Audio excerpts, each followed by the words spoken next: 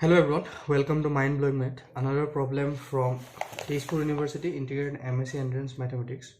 So question from differential equation. Both easy differential equation. Which of the following differential equation has y equal to a e to the power minus twice x plus b e to the power twice x as a general solution? So general solution find koribole hole ki korbo lage, constant kita remove korbo lage, derivative find korigini. Both easy hoy. আৰু e to the power twice x আছে যেতিয়াও e to the power mx থাকে তাক আমি এটা টাইমলৈকে ডিফাৰেন্সিয়েট কৰিম যেতিয়া তাক সামথিং কনস্ট্যান্টেৰে মাল্টিপ্লাই কৰিলে y ভ্যালুটো আহি যায় সো আমি বেসিক্যালি হেতুৱে ট্ৰাই কৰিব লাগে so let's see how to solve this question y equal to দিয়া আছে a e to the power minus twice x plus b e to the power twice x. First আমি ইয়াক derivative find কৰিম with respect to x.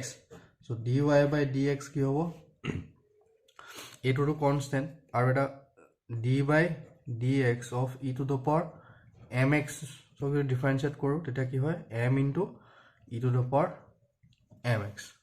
So ইয়াতে m ৰ value -2 into a এইটো constant same থাকিব e to the power minus twice x.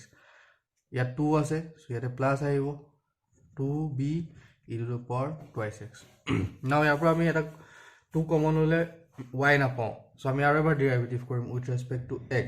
So d square y by dx square is equal to কি হ'ব -2 into -2 4a e to the power minus twice x plus 4b e to the power twice x. যদি 4 টা common লো e to the power